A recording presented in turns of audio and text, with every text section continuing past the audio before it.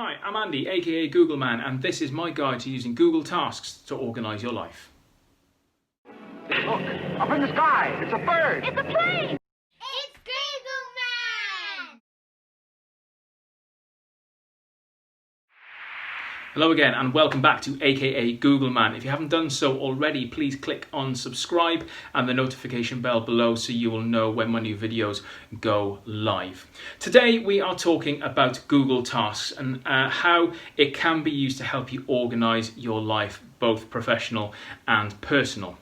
Now, it is essentially what it sounds like, a digital to-do list. And its basic functions are really quite simple. The biggest thing that has occurred to me while I started to use it is that some people didn't even know it existed necessarily, because it is not a standalone app like things like Google Drive and Google Docs and Google Classroom.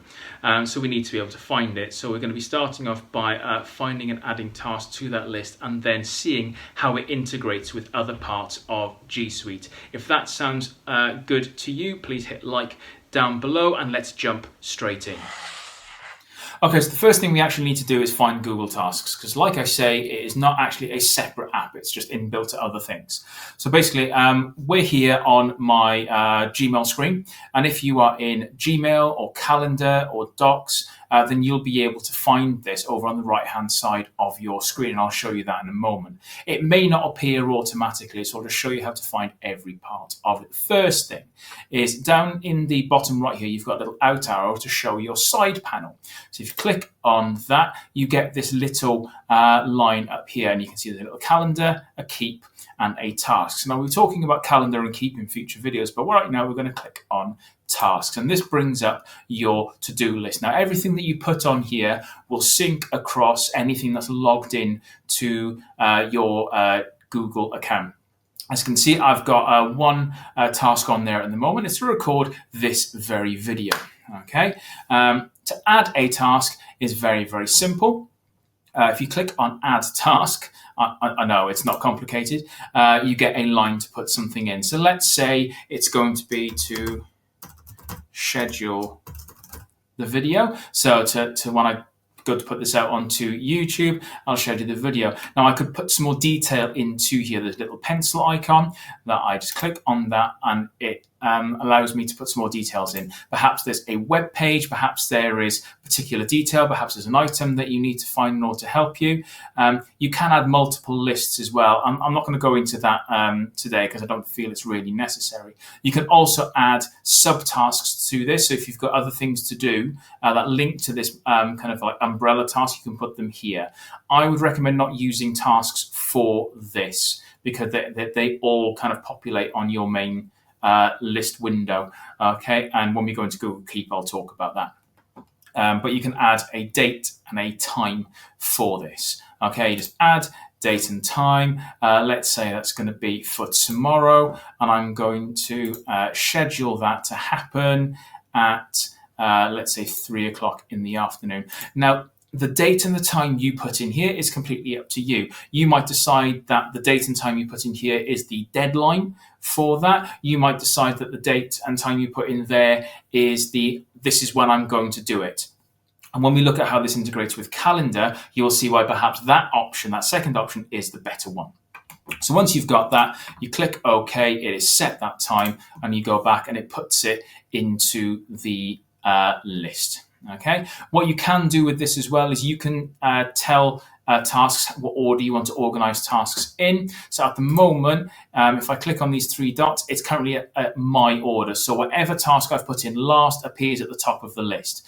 However, personally, I think if you click on date instead, it puts them in date order for you.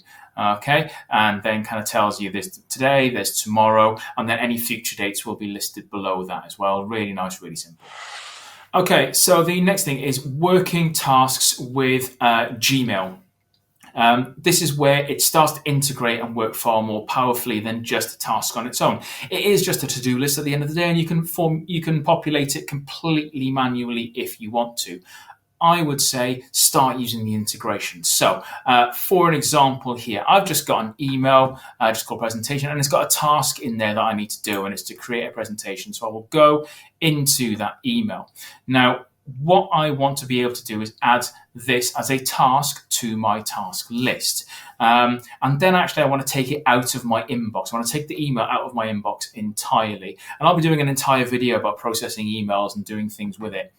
And this is kind of a mini part of it. So I've got that task. So this is what I'm going to do, either with the keyboard shortcut Shift and T, or with the button up the top here. I can add this email to a task. So I'll just click on that and it will appear on the right hand side at the bottom. I can then rename that task to be for something a little bit more specific if I want it to be. And I can again click on edit and put a date and time. So if there's a particular deadline or a time that I know I'm going to do that task, I'll treat it in the same way. The key to this though is if I now come back to my email and archive that. So now it's out of my inbox entirely. I've gotten rid of it. I haven't deleted it, but it's still there. There's a link in that task that if I click on it, takes me directly to that email. So if there were a set of specific instructions in there, or perhaps an agenda or something for a meeting, and the item on your to-do list was attend that meeting, then you've got that list there, or that information there directly to hand. Really, really simple, but incredibly powerful. Okay, and lastly, we're just going to look in Google Calendar, because this is somewhere that tasks is really helpful to help you organize yourself. Like I said, when we start talking about calendar, in a future video, you'll see a little bit more about how this all goes together. But when it comes to your tasks, obviously you have put dates and times into your tasks, so you've got them within your list. But how does that fit in with the rest of your day? Now, at the moment, much like my calendar that you can see here, things are pretty empty. There's not a lot really going on there. Okay. However, once we go back to school, there are going to be school meetings, there are going to be lessons, there are going to be possibly parent appointments, all sorts of things all happening that you need to work around. And this is the best way of being able to see those things. So I'm just going to move myself up a little bit on the screen. There we go. Because when you're in Google Calendar, on the left-hand side down here, okay, you've got My Calendars, and it has a list of all the things that you have available to you, the classes that you're subscribed to in Google Classroom all have their own calendar in here. Okay, but there's also one which currently isn't ticked, and it's called Tasks. Now, if I click on that, I then make that available, and instantly you can see that the two things that I've got a date and or a time for now appear in my calendar. So my record Google Tasks video appears at the top here. The reason it appears at the top is because I haven't given it a specific time. I've only told it that that video is happening today. Okay, now if I wanted to change that, all I do is I come over. If I haven't got it open already, I will open up the Tasks tab on the right hand side of my screen and go into Edit. The date is already there, so I just click into that and I now can set a time. Now, at the time of recording, I started doing this about 1:30 in the afternoon. Okay, so I'm just going to do that and set it to 1:30 p.m. and click OK. I then click the back button so it saves. I give that all a moment to adjust, and there we are. So in the middle of that time, my task has now moved to a specific time of the day. Now, if I was scheduling tasks, I would do this perhaps with my calendar open so I could fit it into my schedule. Now, this is why when I said earlier on about using the date and time as either the deadline or the this is when I'm doing it time, why the this is when I'm doing it time is a better way to go, because chances are if it's something that you've got to do, that deadline has been written into an email, and it might well be a different event on the school calendar. So for example, a classic one within any school I've worked in is on the calendar will be a deadline for progress data to go in. Now, I don't need to put that deadline into my task list. Okay, chances are I'll have been sent an email about it, in which case I would put that into my task list from the email. But it will also be a separate calendar event within the school calendar that I can then look at separately. But when I'm actually going to do that thing is going to be something very, very different. So that's why I would do that there. And as you can see, I've got my schedule video task in there in my calendar already. So a really easy visual way of seeing your tasks. Something I didn't mention earlier on, just in case, is that once you have completed a task, as far as I'm concerned, this task of recording this video is all but complete. So once it's done, I will come over and I will just tick the mark complete. Okay. You have then a few seconds to undo that if you wish, and on your calendar the event, the task has been dulled out, so it's something that is in the past. What happens, however, if you've done it wrong? What happens if you tick something off that you shouldn't have ticked off, but you didn't realise it till afterwards? You didn't realise there was a step that you have missed. Down the bottom of that task list, you have a completed list. And down here you can see it appears down in the bottom of that list, that previous task. I can untick that and it will reappear in the same time and or day as it had previously, and it recolors itself on the calendar menu. Okay, I'm happy that that is going to be complete, so I'm going to tick that off. I'm also then going to go into completely remove that item from the list, because otherwise it can become quite cumbersome, and if you want to get rid of it, you've got your 3 dots on the right hand side here and you can delete all completed tasks. Okay, you click on that and then click delete and it removes that task altogether. Now, what happens if you have a task that recurs? Okay, so for me, for example, scheduling that video to go out on a Wednesday afternoon for a Thursday is going to be something that will happen regularly. So I want that task to recur within my calendar. So here I'm going to go into edit. Within there, I have that time. If I click back into the date and time box, I have the option to repeat.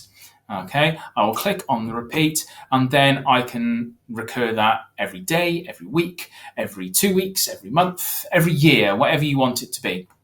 So I'm going to set that to every 1 week. It starts on the 26th of August, which is tomorrow's date, and it's at 3 p.m.